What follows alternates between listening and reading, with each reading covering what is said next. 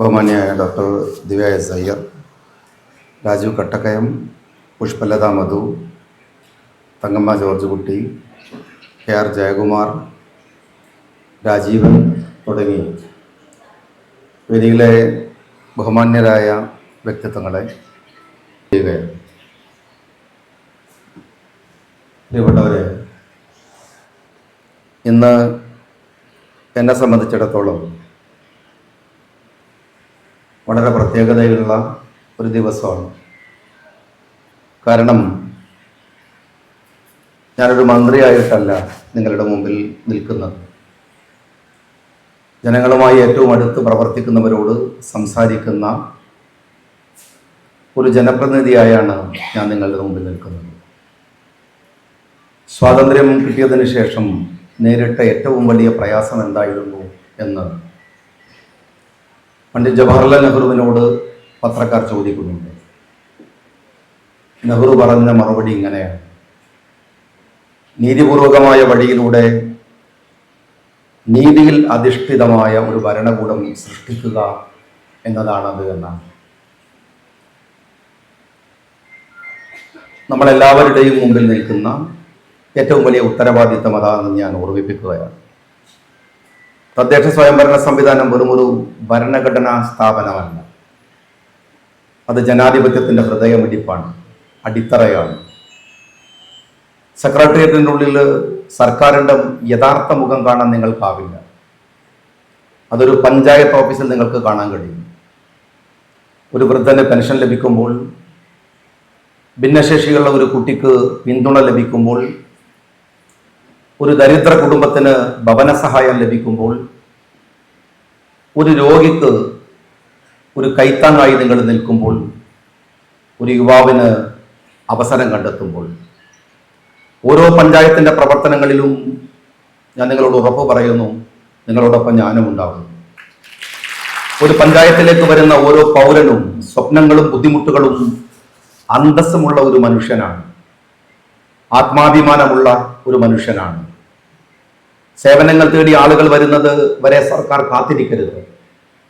സേവനങ്ങൾ ആളുകളിലേക്ക് എത്തിക്കുവാനാണ് ഉത്തരവാദിത്ത ബോധമുള്ള സർക്കാർ ശ്രമിക്കേണ്ടത്. കാലങ്ങളായി പല സ്ഥലങ്ങളിലും പഞ്ചായത്ത് ഓഫീസുകളിൽ നികുതി അടക്കാനും സർട്ടിഫിക്കറ്റുകൾ നേടാനും അപേക്ഷ സമർപ്പിക്കാനും ആളുകൾ വരുന്ന സ്ഥലങ്ങളായി മാത്രമാണ് നമ്മൾ കാണുന്നത്. ഈ മനോഭാവം നമ്മൾ മാറ്റേണ്ടതുണ്ട്. ഒരു പഞ്ചായത്ത് പരിചരണത്തിൻ്റെയും വികസനത്തിൻ്റെയും അവസരത്തിൻ്റെയും പ്രതീക്ഷയുടെയും കേന്ദ്രമായിട്ട് മാറണം. ഒരു പഞ്ചായത്ത് അവിടുത്തെ ആളുകളെ അറിയണം. ബഹുമാന്യരായ പ്രസിഡന്റുമാരോട് ഞാൻ ചോദിക്കുന്നത്, നമ്മളിൽ എത്ര പേർക്ക് കൃത്യമായിട്ട് അറിയാം നമ്മുടെ പഞ്ചായത്തിൽ എത്ര വിധവകൾ താമസിക്കുന്നുണ്ട് എന്ന്, എത്ര വൃദ്ധന്മാർ ഒറ്റക്ക് പാർക്കുന്നുണ്ട് എന്ന്, വ്യത്യസ്തമായ കഴിവുള്ള എത്ര പേർക്ക് പിന്തുണ ആവശ്യമുണ്ടെന്ന്, എത്ര കിടപ്പ് രോഗികൾക്ക് പരിചരണം ആവശ്യമുണ്ടെന്ന്, വാടക വീടുകളിൽ എത്ര കുടുംബങ്ങൾ ബുദ്ധിമുട്ടുന്നുണ്ട് എന്ന്, എത്ര കുട്ടികൾക്ക് പഠന പെരുമാറ്റ പ്രശ്നങ്ങൾ നേരിടുന്നു എന്ന്, എത്ര യുവാക്കൾ തൊഴിലില്ലാത്തവരാണ്, യുവതികൾ തൊഴിലില്ലാത്തവരാണ് എന്ന്, എത്ര ചെറുകിട തൊഴിലാളികൾ, മത്സ്യത്തൊഴിലാളികൾ, കർഷകർ, ഓട്ടോറിക്ഷ ഡ്രൈവർമാർ, തെരുവ് കച്ചവടക്കാർ, ദിവസവേതനക്കാർ എന്നിവർക്ക് നമ്മുടെ സഹായം ആവശ്യമുണ്ട്. നമ്മുടെ ആളുകളെ നമുക്കറിയില്ലെങ്കിൽ അവർക്കായിട്ട് എങ്ങനെയാണ് നമുക്ക് പദ്ധതികൾ ആസൂത്രണം ചെയ്യാനാവുക? ഓരോ പഞ്ചായത്തിന്റെയും പ്രഥമ ഉത്തരവാദിത്തം ഈ അറിയുക എന്നതാണ്. നമ്മുടെ ആളുകളെ അറിയുക, നമ്മുടെ പഞ്ചായത്തിന്റെ പ്രശ്നങ്ങൾ അറിയുക, അതിനെ പരിഹരിക്കാൻ ശ്രമിക്കുക എന്നതാണ്. ഓരോ പഞ്ചായത്തും ജനങ്ങളുടെ വികസന ഭൂപടം ഉണ്ടാക്കണം. ഓരോ പഞ്ചായത്തുകളും ജനങ്ങളുടെ വികസന ഭൂപടം ഉണ്ടാക്കണം. റോഡുകളുടെയും കെട്ടിടങ്ങളുടെയും മാത്രമല്ല, മനുഷ്യന്റെ ആവശ്യങ്ങളും അങ്ങനെ പരിഗണിക്കാൻ കഴിയണം. ഫയൽ അധിഷ്ഠിത ഭരണത്തിൽ നിന്ന് ജനങ്ങളുടെ ആവശ്യങ്ങൾ അടിസ്ഥാനമാക്കിയുള്ള ഭരണത്തിലേക്ക് നമ്മുടെ പദ്ധതികൾ സാമ്പത്തിക വർഷാവസാനം പണം ചെലവഴിക്കുന്ന ഒരു പ്രക്രിയ മാത്രമായിട്ട് അത് മാറരുത് എന്ന് നോക്കിയാണ്. എത്ര കുടുംബങ്ങൾ ശക്തരായി എന്ന് നോക്കിയാണ്. എത്ര കുട്ടികൾക്ക് അവസരങ്ങൾ ലഭിച്ചു എന്ന് നോക്കിയാണ്. എത്ര പ്രായമായ ആളുകൾക്ക് സുരക്ഷിതത്വ ബോധം നൽകാൻ സാധിച്ചു എന്ന് പരിശോധിച്ചാണ്. എത്ര ദുർബലർക്ക് നമ്മുടെ പിന്തുണ ലഭിച്ചു എന്ന് നോക്കിയാണ്. ഓരോ പഞ്ചായത്തുകൾക്കും അതിൻ്റെതായ ഐഡന്റിറ്റി ഉണ്ട്. ചില പഞ്ചായത്തുകൾക്ക് ടൂറിസം സാധ്യതയുണ്ട്, ചില പഞ്ചായത്തുകൾക്ക് കാർഷിക ശക്തിയുണ്ട്, ചിലർക്ക് പരമ്പരാഗത വ്യവസായങ്ങളുണ്ട്, ചിലർക്ക് സാംസ്കാരിക പൈതൃകങ്ങളുണ്ട്, ചിലതിന് ഇതിനെല്ലാം ഉപരി കഴിവുള്ള യുവാക്കളും യുവതികളും ഉണ്ടാകാം. അവരുടെ റിസോഴ്സ് അതായിരിക്കാം. ഓരോ പഞ്ചായത്തിലും മറഞ്ഞിരിക്കുന്ന ശക്തികളെ നാം കണ്ടെത്തണം. ഒരു പഞ്ചായത്ത് ആനുകൂല്യങ്ങൾ വിതരണം ചെയ്യുക മാത്രമല്ല വേണ്ടത്, ഒരു പഞ്ചായത്ത് അവസരങ്ങൾ സൃഷ്ടിക്കുക കൂടി ചെയ്യണം. പഞ്ചായത്തുകൾ പ്രാദേശിക വിഭവങ്ങൾ തിരിച്ചറിയുന്ന ഒരു പുതിയ മാതൃക നാം സൃഷ്ടിക്കണം. പരിചയസമ്പന്നരായ വിരമിച്ച പ്രൊഫഷണലുകൾ, ഡോക്ടർമാർ, അധ്യാപകർ, എഞ്ചിനീയർ, നിയമവിദഗ്ധർ, മാനേജ്മെന്റ് പ്രൊഫഷണലുകൾ, സംരംഭകർ, സാമൂഹിക സംഘടനകൾ, CSR വഴി പിന്തുണ ലഭിക്കാൻ തയ്യാറുള്ള കമ്പനികൾ. ഒരു പഞ്ചായത്തിന്റെ ഏറ്റവും വലിയ വിഭവം പണമല്ല, ഏറ്റവും വലിയ വിഭവം അവിടുത്തെ ജനങ്ങളാണ്. ഓരോ ഗ്രാമത്തിനും അറിവുണ്ട്, ഓരോ ഗ്രാമത്തിനും കഴിവുണ്ട്, ഓരോ ഗ്രാമത്തിനും മനുഷ്യൻ എന്ന മൂലധനമുണ്ട്. ഈ സാമൂഹിക മൂലധനത്തെ സർക്കാർ പരിപാടികളുമായി ബന്ധിപ്പിച്ച് പുതിയ പരിഹാരങ്ങൾ സൃഷ്ടിക്കാൻ കഴിയണം. ഒരു ഉദാഹരണം, വിരമിച്ച ഒരു അധ്യാപകന് പിന്നോക്കം നിൽക്കുന്ന കുട്ടികളെ പഠിപ്പിച്ച് മുൻനിരയിൽ എത്തിക്കാൻ കഴിയും. വിരമിച്ച ഒരു ഡോക്ടർക്ക് ആരോഗ്യ സംരംഭങ്ങളെ പിന്തുണക്കാൻ കഴിയും. വിരമിച്ച അല്ലെങ്കിൽ ഇപ്പോഴും തുടരുന്ന ഒരു പ്രൊഫഷണലിന് സംരംഭകരെ നയിക്കാൻ കഴിയും. CSRലൂടെ കമ്പനികൾക്ക് പ്രാദേശിക വികസനത്തെ പിന്തുണക്കാൻ കഴിയും. യുവാക്കൾക്ക് നവീകരണത്തിൽ പങ്കാളികളാകാം. ഇങ്ങനെയാണ് നമ്മളൊരു പുതിയ കേരള മാതൃക സൃഷ്ടിക്കുന്നത്. ഇങ്ങനെയാണ് പ്രാദേശിക വികസനത്തിന്റെ ഒരു പുതിയ മാതൃക സൃഷ്ടിക്കുന്നത്. എൻ്റെ പ്രിയപ്പെട്ട പ്രസിഡന്റുമാരോട് ഞാൻ വീണ്ടും പറയുന്നു, നമ്മുടെ മുതിർന്ന പൗരന്മാർ നമ്മുടെ സമൂഹം കെട്ടിപ്പടുത്തവരാണ്. നമ്മുടെ കർഷകർ, നമ്മുടെ തൊഴിലാളികൾ നമ്മുടെ സമ്പദ് വ്യവസ്ഥയെ കെട്ടിപ്പടുത്തവരാണ്. നമ്മുടെ മക്കൾ നമ്മളുടെ ഭാവിയാണ്, നമ്മുടെ കുട്ടികൾ നമ്മളുടെ ഭാവിയാണ്. ഒരു പഞ്ചായത്തിനെ വിലയിരുത്തേണ്ടത് സമൂഹത്തിലെ ഏറ്റവും ദുർബലനായ വ്യക്തിയോട് അതെങ്ങനെ പെരുമാറുന്നു എന്നതിനെ അടിസ്ഥാനമാക്കിയാണ്. ഏറ്റവും ദരിദ്രനായ വ്യക്തിക്ക് ഇങ്ങനെ തോന്നണം, എൻ്റെ പഞ്ചായത്ത് എന്നോടൊപ്പം നിൽക്കുന്നുണ്ട്. വയോധികൻ ഇങ്ങനെ തോന്നണം, എൻ്റെ ഗ്രാമം എന്നെ പരിപാലിക്കുക തന്നെ ചെയ്യും. യുവാവിന് തോന്നേണ്ടത് എൻ്റെ പഞ്ചായത്ത് എൻ്റെ ഭാവിയുടെ പ്രതീക്ഷയാണ് എന്നാണ്. നാം ശക്തിപ്പെടുത്തേണ്ടത് അതാണ്. സുതാര്യമായ ഭരണത്തെ, ഡിജിറ്റൽ സേവനങ്ങളെ, സർട്ടിഫിക്കറ്റുകളുടെയും ആനുകൂല്യങ്ങളുടെയും സമയബന്ധിതമായ വിതരണത്തെ, പൊതുപരാതി സംവിധാനങ്ങളെ, സാമൂഹിക ഓഡിറ്റുകളെ, ഡിസാസ്റ്റർ മാനേജ്മെന്റിനെ, മാലിന്യ മാനേജ്മെന്റിനെ, കാലാവസ്ഥാ പ്രതിരോധ ശേഷിയുള്ള വികസനങ്ങളെ. ഒരു പൗരൻ ഒരു സർക്കാർ ഓഫീസിൽ പ്രവേശിക്കുന്നതിൽ ഭയപ്പെടരുത്. അവർക്ക് ഇങ്ങനെയാണ് തോന്നേണ്ടത്. കാരണം ഒരു പഞ്ചായത്ത് വെറും ഒരു സർക്കാർ ഓഫീസ് അല്ല. പഞ്ചായത്ത് ജനാധിപത്യത്തിന്റെ ഭവനമാണ്. വികസനം കാണുന്ന രീതിയും മാറ്റേണ്ടതുണ്ട്. ഒരു ഗ്രാമത്തിന് ഒരു മികച്ച സാമ്പത്തിക കേന്ദ്രമായിട്ട് ആ ഗ്രാമത്തെ മാറ്റിയെടുക്കുമ്പോഴാണ് മികച്ച പഞ്ചായത്തുകൾ ഉണ്ടാവേണ്ടത്. ടൂറിസം, പ്രാദേശിക ഭക്ഷണ ബ്രാൻഡിംഗ്, പ്രാദേശിക കലാരൂപങ്ങൾ, ഗ്രാമ വ്യവസായങ്ങൾ, സ്ത്രീകൾ നയിക്കുന്ന സംരംഭങ്ങൾ, യുവജന സംരംഭകത്വം, പ്രാദേശിക ഉൽപ്പന്നങ്ങൾ തുടങ്ങി നമ്മുടെ ഗ്രാമങ്ങൾക്കുള്ളിൽ സ്വയം വരുമാന അവസരങ്ങൾ സൃഷ്ടിക്കാൻ നമുക്ക് കഴിയണം. വികസനം എന്നത് വളരാനും വിജയിക്കാനുമുള്ള അവസരങ്ങൾ സൃഷ്ടിക്കലാണ്. പ്രിയപ്പെട്ട പ്രസിഡന്റുമാരോട് ഞാൻ ഒന്നുകൂടെ പറയട്ടെ, കേരളം വികസനത്തിന്റെ അടുത്ത അധ്യായം നമ്മുടെ ഗ്രാമങ്ങളിൽ നിന്നാണ് എഴുതപ്പെടുക.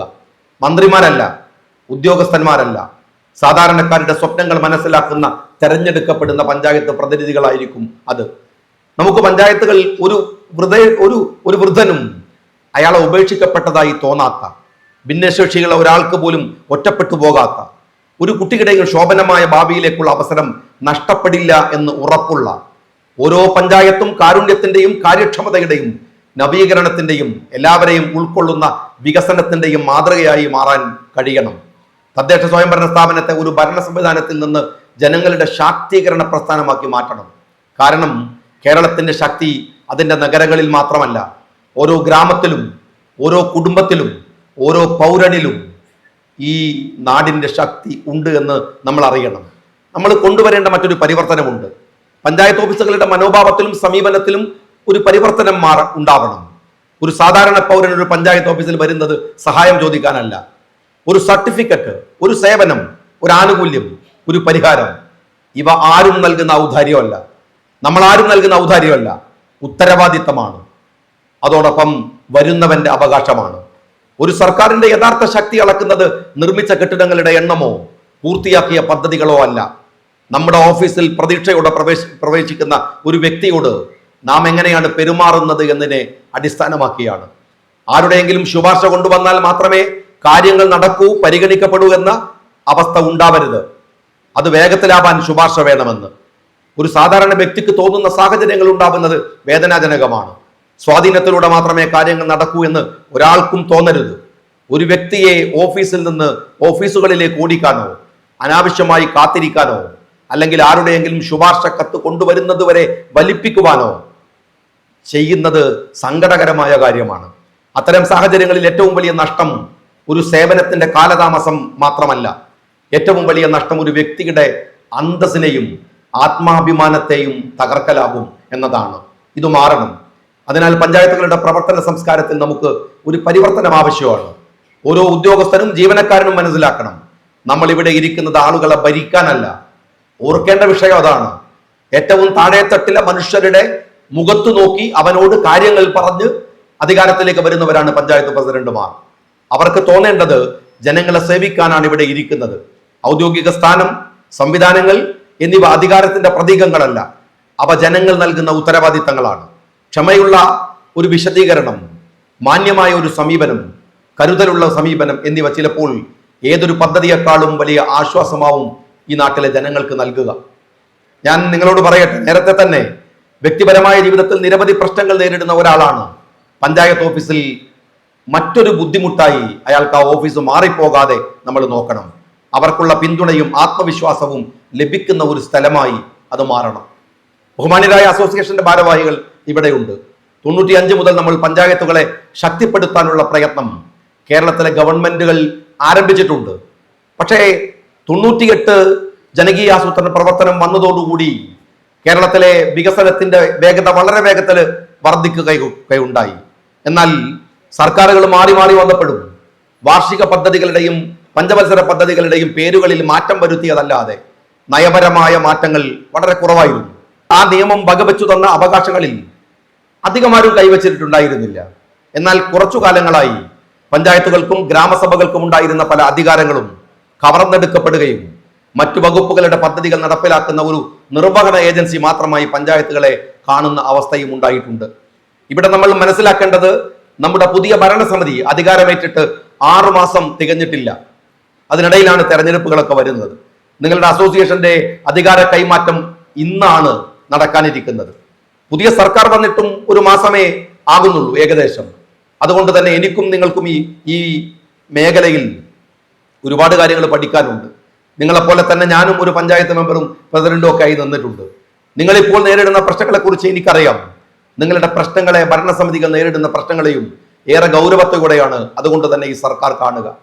ഓരോ ജനപ്രതിനിധികളും കഷ്ടപ്പെടുന്നവരാണ്. ഊണും ഉറക്കവുമില്ലാതെ സ്വന്തം ജനങ്ങൾക്ക് വേണ്ടി കഠിനാധ്വാനം ചെയ്യുന്നവരും ആ കൂട്ടത്തിലുണ്ട്. പക്ഷെ ഇന്ന് അവർക്ക് കിട്ടുന്നത് നാമമാത്രമായ പ്രതിഫലം മാത്രമാണെന്ന് എനിക്കറിയാം. പ്രതിഫലം പ്രതീക്ഷിച്ചല്ല ആരും ജനപ്രതിനിധികളായിട്ടുള്ളത്. പക്ഷെ എല്ലാ സർവീസിൽ ഉള്ളവർക്കും മാന്യമായ കൂലി ലഭിക്കുമ്പോൾ ഈ മേഖലയിലെ ജനപ്രതിനിധികൾക്ക് തുച്ഛമായ വേതനം മാത്രമാണ് ലഭിക്കുന്നത്. ഇതിന് ഒരു ആശ്വാസം നൽകാൻ ഈ സർക്കാർ പ്രതിജ്ഞാബദ്ധമാണ് എന്ന് ഞാൻ നിങ്ങൾക്ക് ഉറപ്പ് തരികയാണ്. അത് നേരത്തെ പറഞ്ഞ പോലെ അത് പാസ്സാക്കിയിട്ടൊന്നുമില്ല. അതിന് നടപടിക്രമങ്ങൾ നടക്കുന്നുണ്ട്. തീർച്ചയായും അത് ഗൗരവത്തോടെ പരിശോധിക്കും. ഇത് പറഞ്ഞാലേ കൈയടിക്കൂ എന്നുള്ളത് ഒരു നല്ല സ്വഭാവമല്ല എന്ന് ഞാൻ നിങ്ങളോട് കൂടി പറയാണ്. അതുപോലെ ഗൗരവമുള്ളതാണ് സാമ്പത്തിക മേഖലയിൽ തദ്ദേശ സ്ഥാപനങ്ങൾ നേരിടുന്ന മറ്റു പ്രശ്നങ്ങൾ. കഴിഞ്ഞ 5 വർഷക്കാലത്തിനിടയിൽ അവസാന ഗഡു ഉപയോഗപ്രദമായി വിനിയോഗിക്കാൻ സാധിക്കുന്ന രീതിയിൽ ഒരിക്കൽ പോലും സർക്കാർ പണം നൽകിയിട്ടില്ല. മുൻ സാമ്പത്തിക വർഷത്തിൽ 3ാം ഗഡു പോലും നൽകാൻ ആയിട്ടില്ല. സർക്കാർ നൽകുന്ന തുക കൃത്യമായി വിനിയോഗിക്കുന്നവർക്ക് ഇനിയുള്ള കാലത്ത് ഒരു ഗഡുവും നഷ്ടപ്പെടാതെ നോക്കാൻ ഞാനും നിങ്ങളുടെ കൂട്ടത്തിൽ തന്നെ പ്രതിജ്ഞാബദ്ധമാണ്. നമുക്ക് അനുവദിക്കുന്ന തുക ചെലവഴിക്കുന്നതിന് സമയബന്ധിതമായ ആസൂത്രണവും നിർവഹണവും പൂർത്തീകരിക്കേണ്ടതുണ്ട്. 15ാം പഞ്ചവത്സര പദ്ധതി ഈ വർഷത്തോടെ അവസാനിക്കുകയാണ്. അടുത്ത സാമ്പത്തിക വർഷം 16ാം പഞ്ചവത്സര പദ്ധതി ആരംഭിക്കുന്നു.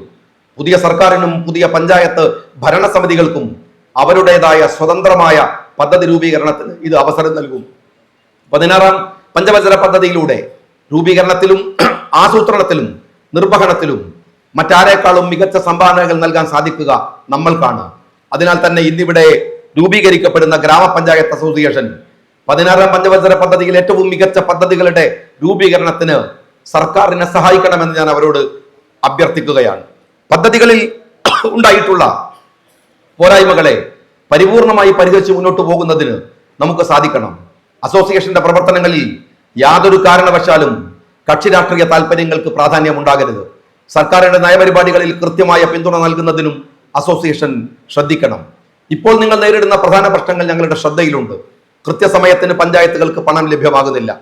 സർക്കാർ ബജറ്റിൽ അനുവദിച്ച തുക വെച്ച് പദ്ധതികളൊക്കെ തയ്യാറാക്കി കഴിഞ്ഞതിനു ശേഷം വെട്ടിക്കുറവ് വരുത്തുന്നുണ്ട്. തനത് വരുമാനം വർദ്ധിപ്പിക്കാൻ ആവശ്യമായിട്ടുള്ള പ്രത്യേക സാമ്പത്തിക പിന്തുണ ഇല്ലെന്നറിയാം. ശമ്പളം പോലും കൃത്യസമയത്ത് ലഭിക്കാത്ത 200ഓളം വരുന്ന ഗ്രാമപഞ്ചായത്തുകളെ സാമ്പത്തിക ശാക്തീകരണം സാധിക്കാത്തതാണ്. 15ാം ധനകാര്യ കമ്മീഷൻ വരെ ഗ്രാമപഞ്ചായത്തുകൾക്ക് ലഭ്യമായിരുന്ന ധനകാര്യ കമ്മീഷൻ ഗ്രാന്റ് 50% കുറഞ്ഞത് ഞങ്ങളുടെ ശ്രദ്ധയിലുണ്ട്. എല്ലാം വളരെ ഗൗരവമുള്ളതാണ്. ഇവ പരിഹരിക്കുന്നതിന് പ്രത്യേകമായ പദ്ധതികൾ നമുക്ക് ആവിഷ്കരിക്കേണ്ടി വരും. ഇനി അങ്ങോട്ട് തദ്ദേശ സ്വയംഭരണ സ്ഥാപനങ്ങൾ plan fund, general purpose grant, ധനകാര്യ കമ്മീഷൻ ഗ്രാന്റ് എന്നിവ യഥാസമയം ലഭിച്ചുവെന്ന് ഉറപ്പുവരുത്തും. തനത് വരുമാനത്തിൽ 10% വർധനവ് ഓരോ വർഷവും വരുത്തുന്ന തദ്ദേശ സ്വയംഭരണ സ്ഥാപനങ്ങൾക്ക് പ്രത്യേകമായ ഇൻസെന്റീവ് നൽകും. ഓരോ തദ്ദേശ സ്ഥാപനങ്ങളുടെയും പരമാവധി പ്രാദേശിക വിഭവങ്ങളെയും മനുഷ്യ വിഭവത്തെയും വിനിയോഗിക്കുന്ന പഞ്ചായത്തുകൾക്ക് പ്രത്യേകമായി തെരഞ്ഞെടുത്ത് അംഗീകാരം നൽകും. സ്വന്തമായ വരുമാനം കണ്ടെത്താൻ പ്രത്യേക പദ്ധതികൾ കണ്ടെത്തുന്നവർക്ക് പ്രത്യേക സഹായം നൽകി സർക്കാർ പ്രോത്സാഹിപ്പിക്കും. കേന്ദ്ര ധനകാര്യ കമ്മീഷൻ ഗ്രാന്റ് അർബൻ മേഖലയിൽ വർദ്ധിക്കുമ്പോൾ റൂറൽ മേഖലയിൽ ഗണ്യമായ കുറവാണ് ഇപ്പോൾ ഉള്ളത്. ഈ പ്രശ്നം പരിഹരിക്കുന്നതിന് തദ്ദേശ സ്ഥാപനങ്ങൾക്ക് നൽകുന്ന പ്ലാൻ ഫണ്ടിൽ റൂറൽ മേഖലയ്ക്ക് പ്രത്യേക പരിഗണന നൽകും. തദ്ദേശ സ്ഥാപനങ്ങളുടെ ഫണ്ടുകൾ വിനിയോഗിക്കുന്നതിന് നിലവിലുള്ള തടസ്സങ്ങൾ പൂർണ്ണമായി നീക്കം ചെയ്യും. പക്ഷേ ശമ്പളം കൊടുക്കാനുള്ള തുക ബാക്കി വെച്ചിട്ട് ബാക്കി തുക ചെലവഴിക്കാൻ അനുവാദം ഉണ്ടാവുകയുള്ളൂ എന്ന് ഓർമ്മിപ്പിക്കുന്നു. സാമ്പത്തിക കാര്യങ്ങളെ പോലെ തന്നെ പ്രധാന പ്രശ്നമാണ് ഉദ്യോഗസ്ഥരുടെയും ജീവനക്കാരുടെയും പ്രശ്നങ്ങൾ. ഉദ്യോഗസ്ഥരുടെ സ്ഥലം മാറ്റം മാനദണ്ഡ പ്രകാരം മാത്രമായിരിക്കും. നിരന്തരമായ സ്ഥലം മാറ്റം ഗവൺമെന്റ് ഉദ്ദേശിക്കുന്നില്ല. എന്നാൽ ശിക്ഷാ നടപടികളുടെ ഭാഗമായും ഭരണ സൗകര്യം ഒരുക്കുന്നതിന്റെ ഭാഗമായും സ്ഥലം മാറ്റം അനിവാര്യമായും നടപ്പിലാക്കും. ഭരണസമിതിയുമായി സഹകരിക്കാത്ത ജീവനക്കാരുടെ സ്ഥലം മാറ്റം ഭരണസമിതിക്കോ അധ്യക്ഷനോ തീരുമാനമെടുത്തെന്നാൽ ഏറ്റവും വേഗത്തിൽ നടപ്പിലാക്കാൻ സംവിധാനം ഉണ്ടാകും. എഞ്ചിനീയറിംഗ് വിഭാഗത്തിൽ ഇപ്പോൾ നേരിടുന്ന എണ്ണക്കുറവ് ഉടനെ തന്നെ പരിഹരിക്കും. അധികാര വികേന്ദ്രീകരണത്തിന്റെ ഭാഗമായി നാളിതുവരെ ഗ്രാമപഞ്ചായത്തുകൾ നേടിയെടുത്ത എല്ലാ അധികാരങ്ങളുടെയും നിയന്ത്രണങ്ങളുടെയും ഉദ്യോഗസ്ഥരുടെ കയ്യിൽ എത്തിയിട്ടുള്ള അവസ്ഥയാണ് ഇപ്പോൾ ഉള്ളത്. ഇവ ഭരണസമിതിക്ക് തീർച്ചയായും തിരിച്ചു നൽകും. DPCയുടെ അധികാരം പൂർണ്ണമായി പുനഃസ്ഥാപിക്കും. DPCകൾക്ക് മേലെ കഴിഞ്ഞ സർക്കാർ കൊണ്ടുവന്ന നിയന്ത്രണങ്ങൾ മാറ്റുകയും തദ്ദേശ ഭരണകൂടങ്ങൾ ആവശ്യപ്പെട്ടാൽ അവരുടെ പദ്ധതികളിൽ അനിവാര്യമായ ഭേദഗതികൾ കൊണ്ടുവരാൻ DPCക്ക് അവസരമൊരുക്കും. പുതിയ ഭരണാധികാരികൾക്കും ജനപ്രതിനിധികൾക്കും ഉദ്യോഗസ്ഥർക്കും കിലമുഖേന ആവശ്യമായ പരിശീലനം വേഗത്തിൽ ആരംഭിക്കും. കുടുംബശ്രീ, ഹരിതകർമ്മസേന, ശുചിത്വ മിഷൻ, തെരുവുനായ നിയന്ത്രണം, വിട്ടുകിട്ടിയ സ്ഥാപനങ്ങൾ എന്നിവയിൽ അസോസിയേഷന്റെ ശ്രദ്ധ പ്രത്യേകമായി ഉണ്ടാകണം എന്നുകൂടെ ഞാൻ അഭ്യർത്ഥിക്കുന്നു. 2 തരത്തിലാണ് ഞാൻ നിങ്ങളുടെ ഉത്തരവാദിത്വത്തെ കുറിച്ചാണ് ആദ്യം പറഞ്ഞത്. നിങ്ങൾ കൈയൊന്നും അടിച്ചിട്ടില്ലെങ്കിലും അത് ഗൗരവത്തിൽ കേട്ടിട്ടുണ്ടാകുമെന്ന് തന്നെയാണ് ഞാൻ പ്രതീക്ഷിക്കുന്നത്. അതാണ് നമ്മളിൽ ജനങ്ങൾ അർപ്പിച്ച വിശ്വാസം എന്നതുകൊണ്ടാണ് ഞാൻ പറഞ്ഞത്. രണ്ടാമത് പഞ്ചായത്തുകൾ അഭിമുഖീകരിക്കുന്ന കാര്യങ്ങളാണ്. അത് രണ്ടും 2 തരത്തിൽ നിങ്ങൾ കൈയടിച്ചത് സന്തോഷമുണ്ടെങ്കിലും അല്ല എടുക്കേണ്ടത് എന്ന് നിങ്ങളോട് ഞാൻ ഓർമ്മിപ്പിക്കുകയാണ്. നമുക്ക് നല്ല പഞ്ചായത്തുകളെ ഈ നാടിനെ തന്നെ ഇളക്കി മറിക്കാൻ കഴിയും വിധത്തിലുള്ള ഗ്രാമങ്ങളിലെ വിപ്ലവങ്ങൾക്ക് തുടക്കം കുറിക്കാൻ കഴിയണം. ഒരു പാവപ്പെട്ടവനും അവഗണിക്കാത്ത പാവപ്പെട്ടവനെയും അവഗണിക്കാത്ത പഞ്ചായത്ത്, ഒരു വയോധികനും ഒറ്റപ്പെട്ടതായി തോന്നാത്ത പഞ്ചായത്ത്, ഒരു ഭിന്നശേഷിക്കാരനും അദൃശ്യനായി മാറാത്ത പഞ്ചായത്ത്, ഒരു പൗരനും അവകാശം നേടാൻ ആരുടെയും സ്വാധീനം തേടേണ്ടി വരാത്ത പഞ്ചായത്ത് നമുക്ക് സൃഷ്ടിക്കാം.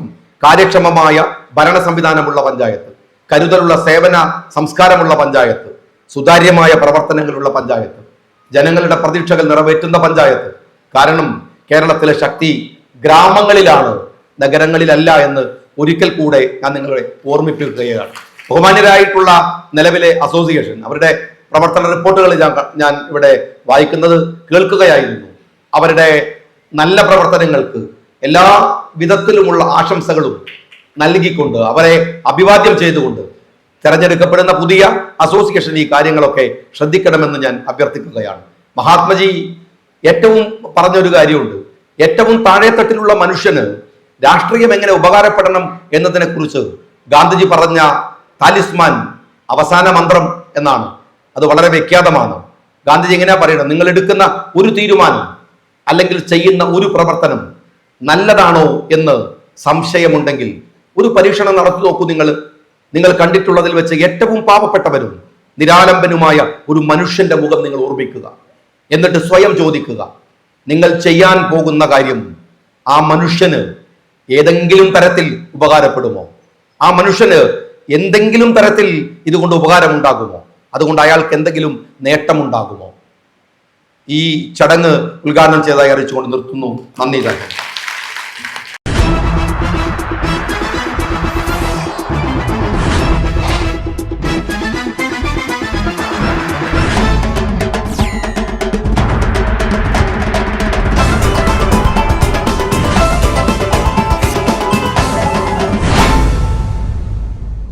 നേരറിവിൻ്റെ വർത്തമാനകാലത്തിൻ്റെ ശബ്ദം കേരള പഞ്ചായത്ത് വാർത്താ ചാനൽ ജനങ്ങളിലെ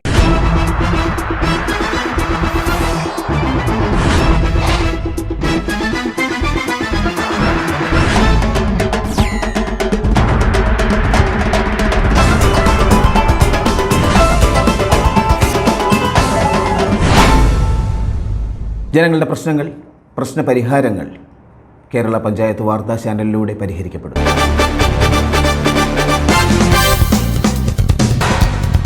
തദ്ദേശ സ്വയംഭരണ സ്ഥാപനങ്ങളിൽ നിന്നും അറിയേണ്ടതും ചെയ്യേണ്ടതുമായ കാര്യങ്ങൾ, അറിയിപ്പുകൾ, വാർത്തകൾ തത്സമയം ജനങ്ങളിലേക്ക് കേരള പഞ്ചായത്ത് വാർത്താ ചാനൽ.